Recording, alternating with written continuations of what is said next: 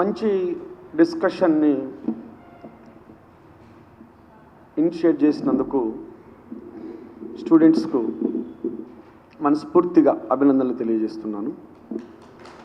వాళ్ళు ఇవాళ మార్నింగ్ మొన్న కూడా నా దగ్గరికి వచ్చి మాట్లాడారు, సార్ ఇట్లా ఒక డిస్కషన్ పెడదాం అనుకున్నామని. ఏ ఆర్గనైజేషన్కు సంబంధం లేకుండా విద్యార్థులు ఒక మంచి చర్చను లేవదీయటం, ఈ చర్చను రాష్ట్ర ప్రభుత్వం దగ్గరికి తీసుకుపోవాల్సి ఉన్న సందర్భంలో, రాష్ట్ర బడ్జెట్ కూడా రాబోయే సందర్భంలో ఇలాంటి చర్చలు ఖచ్చితంగా అవసరమవుతాయి. రాష్ట్ర ప్రభుత్వానికి కూడా సమాచారాన్ని ఇవ్వటానికి ఉపయోగపడుతుంటాయి. ఇప్పుడే మిత్రులు మాట్లాడారు, ఎందుకు యూనివర్సిటీలు శిథిలమైపోతున్నాయి, లేదా స్తబ్దంగా ఉన్నాయి, లేదా నిర్లక్ష్యానికి గురవుతున్నాయి. కారణమేంది? 1995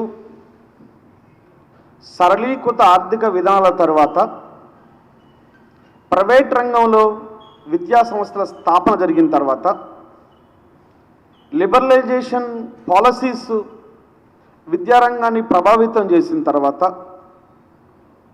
విద్య అనేది మార్కెట్ అవసరాలు తీర్చే విద్య ఉండాలి అనే నినాదం బలపడ్డ తర్వాత ప్రభుత్వ రంగంలో విద్య సంక్షోభాన్ని ఎదుర్కొంటూ ఉంది. అంటే విద్య ఎలా ఉండాలి? విద్యారంగానికి కేటాయించే నిధులు అన్ప్రొడక్టివ్, అనుత్పాదకమైనవని ప్రభుత్వాలు భావించబట్టే 1966లో కొఠారీ కమిషన్ ఆనాడే చెప్పింది, విద్యారంగం అనేది ఒక కీలకమైన రంగం, విద్యారంగాన్ని పట్టించుకోవడం ద్వారా మానవ వనరులను అభివృద్ధి చేయవచ్చని చెప్పి కొఠారీ కమిషన్ నివేదికలో స్పష్టంగా పేర్కొంది. వారు మాట్లాడుతూ డిఎస్ కొఠారీ, ధౌల్ సింగ్ రజనీ కొఠారీ, దేశ భవిష్యత్తు తరగతి గోడల మధ్య నిర్మాణం అవుతుంది కాబట్టి ఈ తరగతి గదులు నాణ్యవంతమైన బోధనతో కూడి ఉండాలని చెప్పి కొఠారీ చాలా స్పష్టంగా చెప్పారు. కొద్దిగా ముందుకెళ్తే స్వతంత్రం వచ్చిన తర్వాత 47 తర్వాత 48లో సర్వేపల్లి రాధాకృష్ణ కమిటీ ఒక కమిటీ భారతదేశంలో వేయటం జరిగింది. ఇండిపెండెన్స్ తర్వాత వేయబడ్డటువంటి మొట్టమొదటి కమిటీగా సర్వేపల్లి రాధాకృష్ణ కమిటీ నివేదికను ఇస్తూ యూనివర్సిటీల గురించి వాళ్ళు ఒక స్పష్టమైన అభిప్రాయం చెప్పారు. యూనివర్సిటీలు అనేవి మేధోపరమైనటువంటి సంఘర్షణకు స్థలాలుగా ఉండాలి, సమాజంలో వస్తున్నటువంటి అనేక రకాల సామాజిక సమస్యలకు, తాత్వికపరమైన అంశాలకు, రాజకీయపరమైన, సాంస్కృతికపరమైన అంశాలను చర్చించటానికి యూనివర్సిటీలు ల్యాబొరేటరీలుగా ఉండాలి అని చెప్పడం జరిగింది. అంటే ఇంతకుముందు మన మిత్రులు అన్నట్టు స్కూలు విద్య, కాలేజీ విద్య వేరు, యూనివర్సిటీ విద్య వేరు. అందుకని మనం యూనివర్సిటీ చట్టంలో డెసిఫర్ ద నాలెడ్జ్ అని ఉంటుంది, టీచింగ్ అనేది ఉండదు. టీచింగ్ మరి ఎందుకు మనం క్లాసులు రెగ్యులర్గా జరగాలని ఇవాళ అంటున్నామంటే, టీచింగ్ నాణ్యవంతంగా జరిగినప్పుడు డెసిఫరింగ్ కూడా ఈజీ అవుతుంది. మానవ వనరులు నూతనపరమైనటువంటి ఆవిష్కరణల వైపు మానవ వనరులు బలోపేతం అవుతాయి. అందుకని ఇవాళ నాణ్యవంతమైన బోధన జరగాలనుకుంటున్నాం. యూనివర్సిటీలకు బడ్జెట్ కేటాయించాలని ఇవాళ మీరు అందరూ కోరుతున్నారు, మనందరం కోరుతున్నాం, కోరాలి కూడా. తక్షణం ఉస్మానియా, కాకతీయ యూనివర్సిటీలకు 1000 కోట్ల రూపాయల బడ్జెట్ కేటాయించినట్లయితే మౌలిక సదుపాయాల కొరత తీర్చడంతో పాటు జరుగుతుంది. ప్రభుత్వాలు ఇచ్చేటటువంటి బడ్జెట్ ఒక 350 కోట్లు అటు ఇటుగా ఇస్తున్న బడ్జెట్ రాష్ట్ర ప్రభుత్వం కేవలం జీతాలకు, పెన్షన్లకు కూడా సరిపోని పరిస్థితి, బొటాబుటిగా సరిపోతున్నాయి. కేవలం నెలవారీ జీతాలు, పెన్షన్లకు తప్ప ఎటువంటి విషయాలు, మిగతా ఏ విషయాలలో మౌలిక వసతులు కూడా కల్పించలేకపోతున్నాం. కాబట్టి రాష్ట్రీయ విశ్వవిద్యాలయాలు చాలా సంక్షోభంలో ఉన్నాయి, భారతదేశ వ్యాప్తంగా కొనసాగుతున్నాయి. గత ప్రభుత్వం, టీఆర్ఎస్ ప్రభుత్వంలో మూలిగే నక్కపై తాటిపండు పడ్డ విధంగా అసలే మౌలిక సదుపాయాలు లేవంటే ప్రైవేట్ యూనివర్సిటీలకు, రాజకీయ నాయకులకు ప్రైవేట్ యూనివర్సిటీల కోసం విపరీతంగా పర్మిషన్లు ఇచ్చారు. ఇప్పుడు ఏంది, ప్రైవేట్ యూనివర్సిటీలు బలపడుతూ ఉంటే ప్రభుత్వం బలహీనంగా ఉన్నటువంటి ప్రభుత్వ యూనివర్సిటీలను కనీసం పట్టించుకోనటువంటి స్థితిలోకి నెట్టబడ్డాయి. మరి ఎవరు బాగు చేయాలి, ఎవరు గోరాలే? యూనివర్సిటీలో పాఠం చెప్తున్న ఆచార్యులు, చదువుకుంటున్న విద్యార్థులు, విద్యార్థులకు ప్రాతినిధ్యం వహిస్తున్న విద్యార్థి సంఘాలు మాట్లాడాలి. మౌనం మౌనం మౌనం, ఎప్పుడు చూసినా మౌనమే ఉంటే ప్రతి సమాజం మాటలు, డిబేట్, డిస్కషన్ జరుగుతుంటేనే ఆ సమాజం ముందుకు పోతుంది. మాటలు మాట్లాడాల్సినటువంటి మేధావర్గం కానీ మాట్లాడాల్సిన సందర్భంలో మాట్లాడకుండా మౌనంగా ఉంటే అది వ్యవస్థను నిర్వీర్యం చేయడానికి ఉపయోగపడుతుంది అని చెప్పి అర్థం చేసుకోవాలి. కొద్దిమంది విద్యార్థులైన ఇవాళ ఈ ఒక క్లిష్టమైనటువంటి ప్రత్యేకమైన సందర్భంలో ఈ చర్చను కొనసాగిస్తున్నారు. ఇది అన్ని యూనివర్సిటీలో జరగాలి. ప్రభుత్వం కూడా ఒక రాష్ట్రాన్ని బాగు చేయాలన్నా, దేశాన్ని బాగు చేయాలన్నా తక్షణం బాగు చేయాల్సింది విద్యా వ్యవస్థను. అందుకని సౌత్ ఆఫ్రికా అధ్యక్ష భవనం ముందు ఒక పెద్ద బోర్డు పెట్టింది. సౌత్ ఆఫ్రికా అంటేనే ఒక చీకటి ఖండం. అక్కడ ఉన్నటువంటి రాజకీయ, సామాజిక, ఆర్థిక, సాంస్కృతిక పరిస్థితులు ప్రపంచం కంటే ఒక 100 ఏళ్ళు వెనుకబడినట్టుగా అనిపిస్తుంటాయి. అట్లాంటి వెనుకబడ్డ చీకటి ఖండంగా చెప్పిన ఆఫ్రికాలో అధ్యక్ష భవనం ముందు పెద్ద బోర్డు పెట్టింది. ఒక దేశాన్ని నాశనం చేయాలంటే ఎటువంటి మానవ బాంబులు కానీ అణువాయుధాలు కానీ అవసరం లేదు. ఆ దేశంలో ఉన్నటువంటి విద్యా వ్యవస్థను నిర్లక్ష్యం చేస్తే చాలు. అంతే.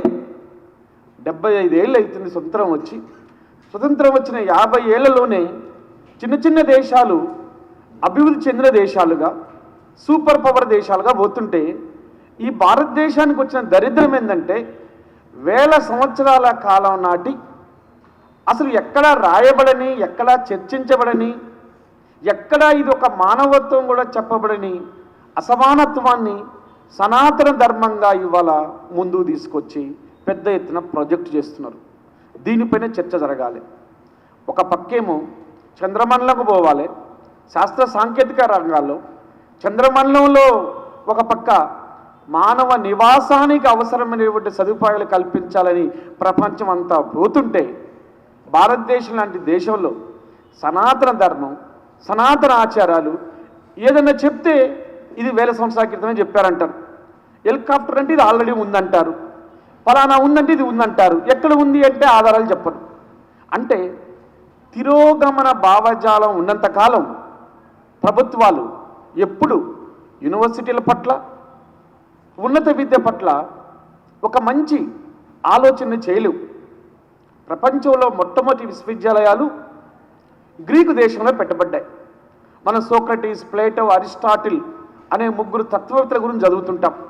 అందుకని philosophy is mother of all sciences ఎందుకంటారంటే ప్రపంచంలో వచ్చిన మొదటి సైన్సులు అన్నీ రావడానికి కారణం తత్వశాస్త్రం. గ్రీకు దేశాల్లో మొదటి యూనివర్సిటీలు వచ్చాయి. మన దగ్గర యూనివర్సిటీలు ఎప్పుడు వచ్చాయి?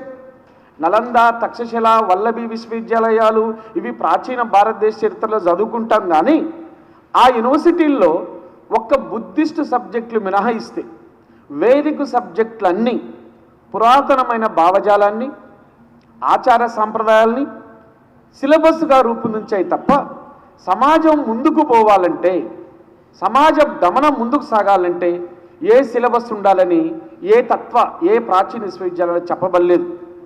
అందుకని విశ్వవిద్యాలయాలు ఎందుకు నిర్లక్ష్యానికి గురవుతున్నామంటే ప్రభుత్వాలు, పాలక వర్గాలు ఆలోచనలోనే స్పష్టత లేదు. యూనివర్సిటీలు పోషించాల్సినటువంటి పాత్రపై ఆలోచన లేదు. ప్రశ్నను తట్టుకునే స్థితిలో లేవు. ప్రశ్నను సమాజంలో ప్రశ్న వేయాలంటే అది యూనివర్సిటీల నుంచి ప్రారంభం కావాలి. యూనివర్సిటీలే ప్రశ్నను ఛేదించాలి. అందుకనే స్వతంత్రం వచ్చిన దగ్గర నుంచి మొదటి 20-30 ఏళ్ళు యూనివర్సిటీలు మేధోపరమైన చర్చలకు ఒక ప్రముఖమైన స్థలాలుగా ఉన్నాయి. జవహర్లాల్ నెహ్రూ గారు ఢిల్లీ యూనివర్సిటీ వైస్ ఛాన్సలర్తో మాట్లాడే క్రమంలో ఇతర యూనివర్సిటీ వైస్ ఛాన్సలర్తో మాట్లాడాలంటే టైం తీసుకునేవాళ్ళు ప్రధానమంత్రి.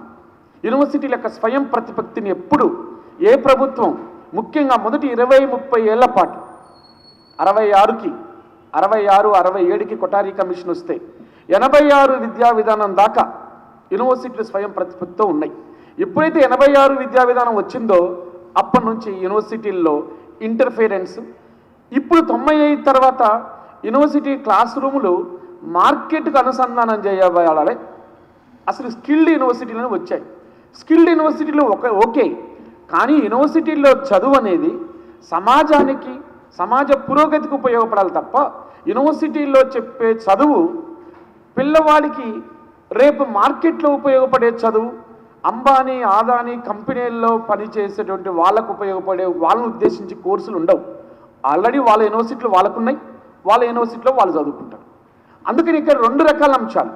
ఒకటి, యూనివర్సిటీ విద్య ఎట్లా ఉంది అని చెప్పడంతో పాటు, దాన్ని పరిశీలన చేయడంతో పాటు, బలపడాలంటే ఏం చేయాలంటే ఆర్థిక వనరులు ఉండాలి. కుటుంబాన్ని బాగు చేయదలుచుకున్నావు, కుటుంబంలో నీతులు చెప్తాం, సూత్రాలు చెప్తాం, సూక్తులు చెప్తాం. ఆ కుటుంబం బాగుపడాలంటే ఫస్ట్ ఆర్థిక సంపత్తి ఉండాలి. ఆర్థిక సంపత్తితో పాటు కుటుంబంలో ఉండాల్సిన భావజాలం, పద్ధతులు, విధానాలు అవి ఉంటాయి.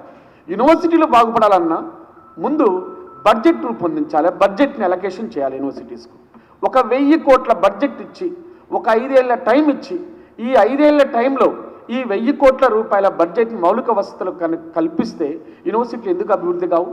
తప్పనిసరిగా అభివృద్ధి అవుతాయి. ప్రభుత్వాలకి చిత్తశుద్ధి ఉండాలి. మంచి సమాజ రూపకల్పన జరగాలంటే విజ్ఞానం ఉండాలి. విజ్ఞానం లేకుండా ఏది ఉండదు. మరి ఎవరు చేయాలి ఇవన్నీ? విద్యార్థి పోరాటాల ద్వారా, అధ్యాపకులకు ఆలోచన ద్వారా ముందుకు పోవాలి. అతి కొద్ది మంది అయినా ఉస్మానియా విశ్వవిద్యాలయం ఇది మొదటి నుంచి చైతన్యానికి ప్రతీక కాబట్టి ఇక్కడున్న ఆర్ట్స్ కాలేజీలో చదువుతున్న ప్రతి విద్యార్థి, చదివిన ప్రతి విద్యార్థి ఉస్మానియా మైదానానికి కేవలం సర్టిఫికెట్లు తీసుకుపోవడానికే కాదు, చైతన్యాన్ని తీసుకుపోవడానికి కూడా వస్తారు. మామూలు వ్యక్తులు ఇక్కడ చదివింది సమాజాన్ని, ప్రపంచాన్ని ప్రభావితం చేసే ఉద్యమాలు జరిగినాయి ఉస్మానియాలో, కాకతీయ యూనివర్సిటీల్లో. ఇట్లాంటి యూనివర్సిటీలు ఇవాళ నిర్లిప్తంగా, నిర్లక్ష్యానికి గురై ఉన్నాయి. అందుకని మనం మాట్లాడుతున్నాం. రెండోసారి ఇప్పుడు మొన్న ప్రభుత్వం వచ్చిన తర్వాత, రాష్ట్ర ప్రభుత్వం మారిన తర్వాత గత ప్రభుత్వం అనుసరించిన విధానాలనే మీరు అనుసరిస్తారా, లేదా విశ్వవిద్యాలయాల పట్ల ఒక స్పష్టంగా కార్యాచరణ, మాటలకు కాదు కార్యాచరణ. ఇవాళ యూజీసీ గైడ్లైన్స్ పేరుతో వచ్చిన దాని మీద ఆకునూరి మురళి గారు ఒక రౌండ్ టేబుల్ సమావేశం పెట్టారు. కేవలం అది సమావేశానికే పరిమితం కాకుండా అందులో కొన్ని తీర్మానాలు తీసుకోవాలి. ఆ తీర్మానాలు ఆధారంగా రాష్ట్ర ప్రభుత్వానికి సలహా ఇవ్వాలి. విద్యా కమిషన్ కూడా బలోపేతం చేయాలి. ప్రభుత్వం కార్యాచరణ ప్రకటించకుండా కేవలం మాటల ద్వారా చెప్పినంత కాలం ఇవి అంతే ఉంటాయి, ఆయారం గాయారం టైప్ ఉంటాయి. అందుకని బలమైనటువంటి విద్యార్థి ఉద్యమాలే ఈ పరిస్థితిని మారుస్తాయి. అందుకనే మీరు కోరుతున్నది, మేము కోరుతున్నది విద్యార్థి సంఘాలకి ఎన్నికలు ఉండాలి. ఎన్నికలు ఉంటే ఒక ప్రతినిధి వర్గం ఎన్నుకోబడతాడు. లేకపోతే ఏ కులం వాళ్ళు ఆ కుల సంఘం పెట్టుకుంటే, ఏ మతం వాళ్ళు ఆ మత సంఘం పెట్టుకుంటే, మహబూబ్నగర్ వచ్చిన వారు కొల్లాపూర్ సంఘం అని మొన్న సంఘం పెట్టుకున్నారు. మహబూబ్నగర్లో ఒక సంఘం, నల్గొండలో ఒక సంఘం, ఖమ్మంలో ఒక సంఘం, కులాల సంఘాలు, ఎస్సీ కులాలు, బీసీ కులాలు, మతాల సంఘాలు ఎటుకు తీసుకుపోతున్నారు సమాజాన్ని. అంబేద్కర్ ఏమో అనైలేషన్ ఆఫ్ కాస్ట్, కుల నిర్మూలన జరగాలని చెప్తే, మహానుభావులందరూ కుల నిర్మూలన జరగాలని చెప్తే, కులాన్ని మనము అవసరంగా ఆయుధంగా ఉపయోగించుకొని ఉండటం వల్ల ఏమొస్తుంది? భావజాల ప్రాతిపదికన జరగాలి. వాళ్ళు క్లియర్గా ఉన్నారు, రైటిస్ట్ ఐడియాలజీతో చాలా క్లియర్గా ఉన్నారు. నిన్న ఢిల్లీ ఎన్నికల్లో చూసాం. ఆమ్ ఆద్మీ పార్టీ ఏమి ఈ దేశంలో విప్లవకరమైన పార్టీ కాదు, అది మార్క్సిస్ట్ భావజాలంతో నడిచే పార్టీ కాదు. ఒక బ్యూరోక్రాట్ కొంత సునిశ్చితంగా ఆలోచించి ఈ సమాజానికి మేలు చేయాలి, నీతిమయమైన ప్రభుత్వం ఆలోచించాలి, సామాన్యులకు కూడా రాజకీయం అందించాలి అని ఒక ఆమ్ ఆద్మీ సామాన్యుల పార్టీ అనే పేరుతో వచ్చాడు. 10 ఏళ్ళు పరిపాలించాడు. నువ్వు ఏ నినాదంతో వచ్చి పరిపాలించావో ఆ నినాదంలో చిత్తశుద్ధి ఉన్నంతకాలం నేను ఢిల్లీ ప్రజలు ఆదరించాడు. ఢిల్లీ మధ్యతరగతి వర్గం ఉన్నటువంటి, మధ్యతరగతి ఎక్కువ ఉన్నట్టు 60% మధ్యతరగతి కార్మికులు లేరు, అక్కడ కర్షకులు లేరు, వ్యవసాయం లేదు, కంపెనీల్లో ఫ్యాక్టరీలు కూడా లేవు. ఢిల్లీలో దాదాపు 300 స్లమ్స్ ఉంటాయి, అందులోకి కార్లే పోవు. ఒక కారు ఎదురుగా పోయిందంటే ఇంకో కారు వచ్చే పరిస్థితి ఉండదు. మీరు మనం తుఫాన్లప్పుడు కూడా చూశారు. అక్కడ బాగు చేస్తానని చెప్పొచ్చిన ఆమ్ ఆద్మీ పార్టీ తన నినాదాలను ఎప్పుడైతే దూరం అవుతూ రకరకాల కేసులు రకరకాల విషయాలతో పోయిందో ప్రజలను తిరస్కరించారు. అందుకనే ప్రజలు ఎప్పుడూ పిచ్చోళ్ళై ఉండరు. ప్రజలు ఖచ్చితంగా వాస్తవాలను ఆలోచిస్తారు. ఆ వాస్తవాల కార్యరూపం దాల్చడానికి అది 1 ఏళ్ళో 5 ఏళ్ళో 10 ఏళ్ళో పట్టొచ్చు. తెలంగాణలో కూడా అదే జరిగింది. అందుకని ఇవన్నీ జరగాలంటే నూతన ఆలోచనలతోని విద్యార్థి వర్గం ముందుకు రావాలి. పబ్లిక్ అడ్మినిస్ట్రేషన్ డిపార్ట్మెంట్ విద్యార్థులు, మిగతా డిపార్ట్మెంట్ విద్యార్థులు కొంత సెన్సిటివ్గా ఉన్నారు. సమాజానికి ఏదో చేయాలన్న తపన వాళ్ళలో కనిపిస్తుంది.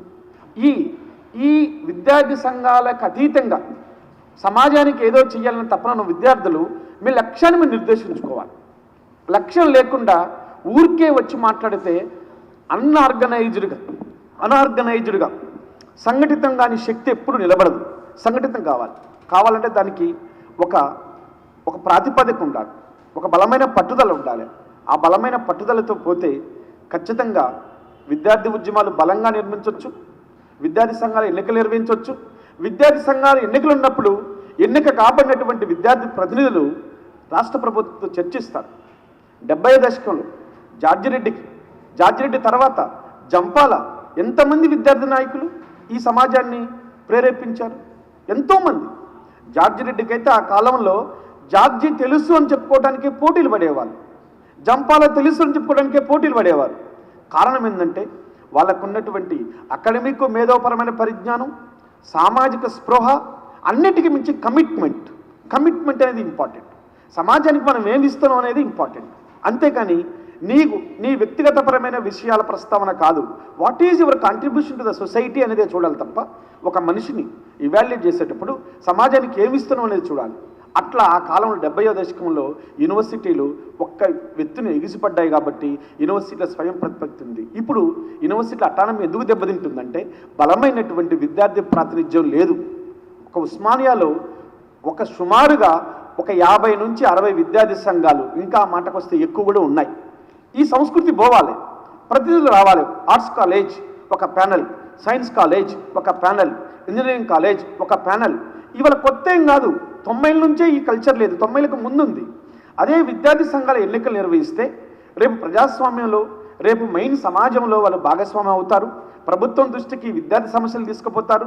మొత్తం విద్యార్థి సమూహము పాలనలో కూడా భాగస్వామ్యం అవుతుంది. కాబట్టి వాళ్ళు చాలామంది మేధావులు, విద్యావేత్తలు విద్యార్థి సంఘ ఎన్నికలు ఉండాలని మాట్లాడుతున్నారు. అదొక హర్షించదగ్గ విషయం. ఇది రావాలంటే ఒకే రోజు రాదు. విద్యార్థుల్లో వినిమయ సంస్కృతి బాగా పెరుగుతూ వచ్చింది. నా చదువు, నా కుటుంబం, నా ఉద్యోగం అనే తప్ప రారు. అదే గ్రూప్ 2 కోచింగ్ క్లాసులను హాల్ నిండుతుంది, సివిల్స్ క్లాసులను హాల్ నిండుతుంది, ఎస్ఐ కానిస్టేబుల్ హాల్ నిండుతుంది. లేదు ఇవాళ మధ్యాహ్నం ఆర్ట్స్ కాలేజీ ముందు చికెన్ బిర్యానీతో లంచ్ మీటింగ్ ఉందను నిండుతుంది. లేదా మీటింగ్కి వచ్చిన ప్రతి ఒక్కరికి ఒక జీకే బుక్ ఇస్తామని చెప్పు నిండుతుంది. నేను విమర్శించట్లేదు, వాళ్ళని కావాలని విమర్శించట్లేదు. అంటే ఈ వినిమయ సంస్కృతి విద్యార్థుల్లో వచ్చింది కాదు. నేను నా కోర్సు, నా జీవితం అనే కాకుండా నేను సమాజంలో భాగంగా ఉన్నాను, రేపు పొద్దున ఈ సమాజానికి కొంత కాంట్రిబ్యూషన్ ఇవ్వాలనే ఆలోచన విద్యార్థి దశలో రావాలి.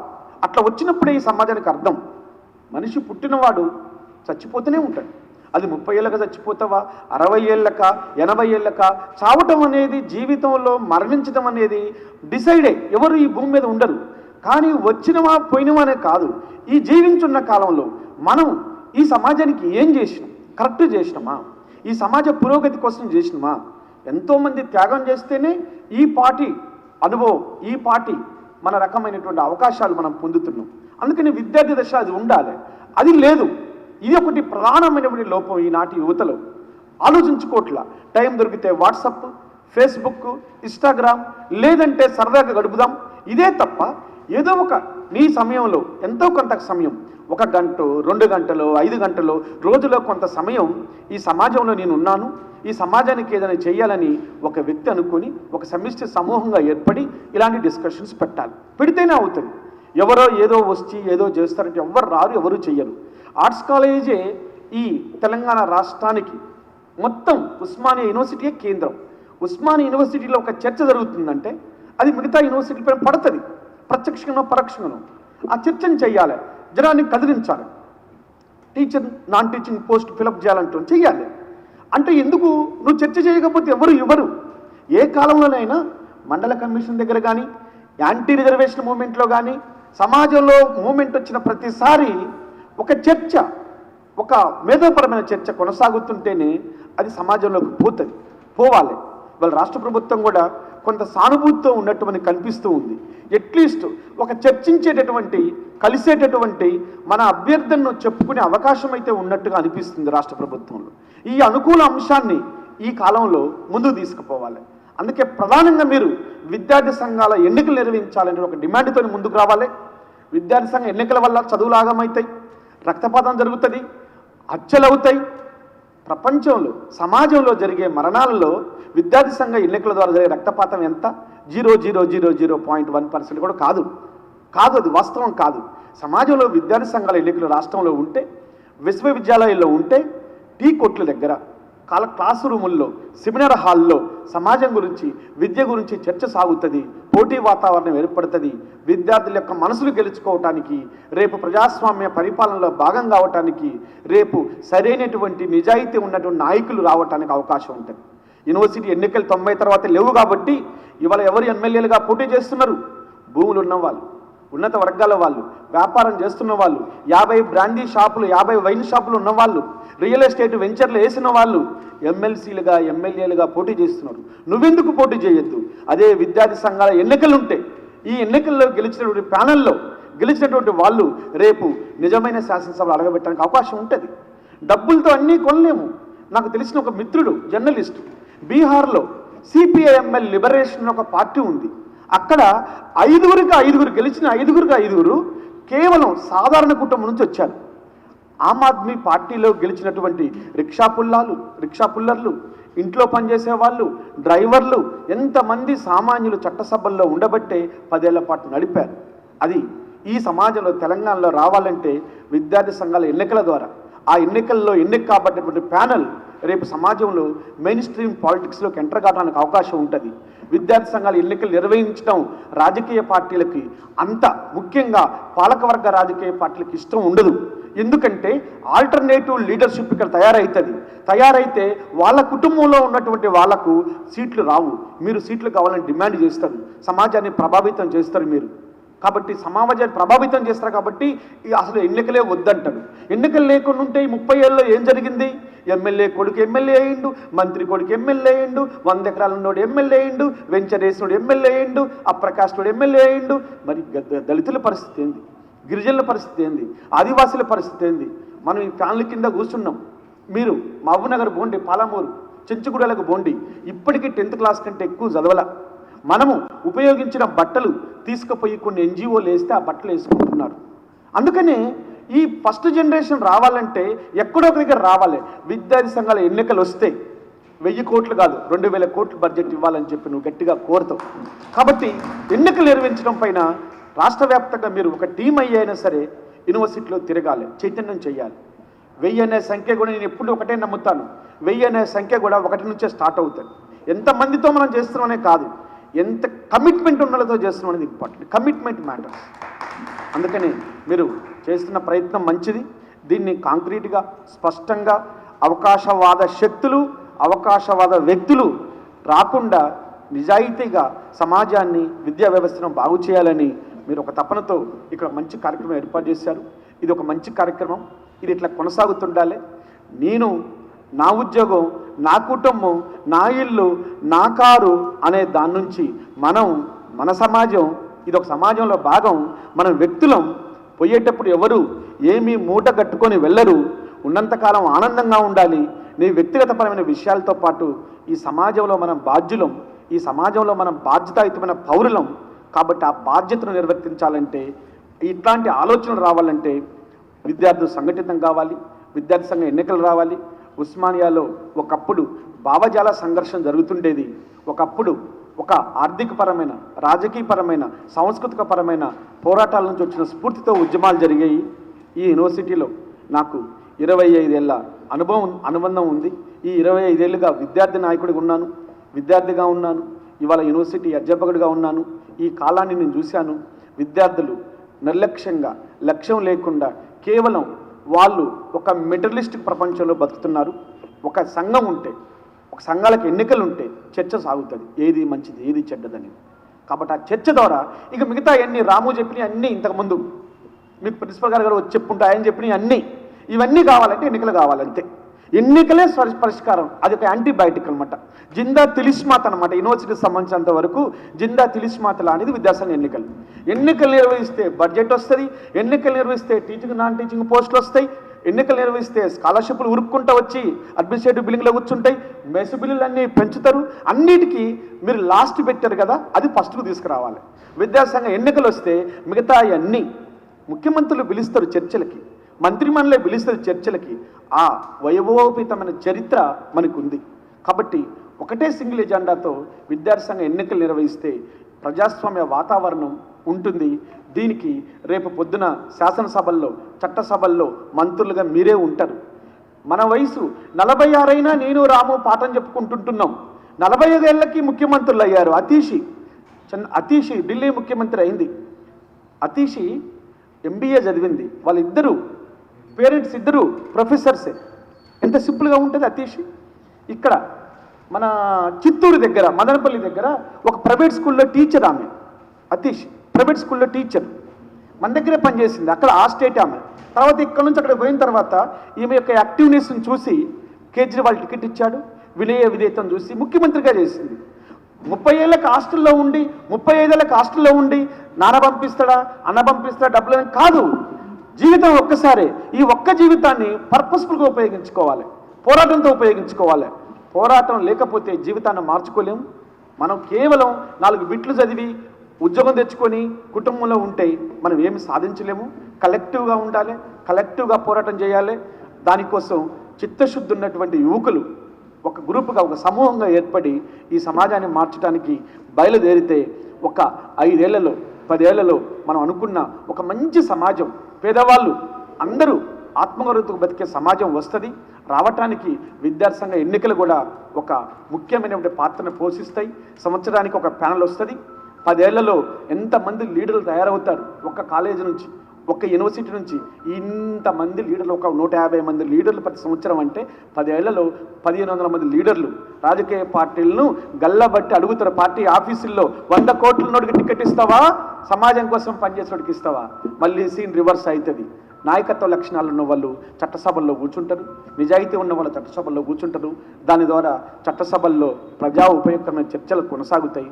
ప్రజాస్వామ్యం మంచిగా విజయవంతం అవుతుంది. ఆ ప్రయత్నాన్ని కొనసాగించడం కోసం ఒక మంచి డిస్కషన్ని పెట్టారు. ఉదయ్కి, స్కాలర్స్కి, PDS విద్యార్థి సంఘాలు, SFI విద్యార్థి సంఘం, మిగతా అన్ని ASF పిల్లలు, జనరల్ స్టూడెంట్స్ అందరూ పెట్టారు. ఆర్గనైజేషన్ కాకుండా అందరూ పెట్టినందుకు మీ అందరికీ పేరు పేరున అభినందనలు తెలియజేస్తూ, ఆకలి టైంలో కూడా ఎంతో కొంతమంది విన్నందుకు మీ కృతజ్ఞతలు తెలియజేస్తూ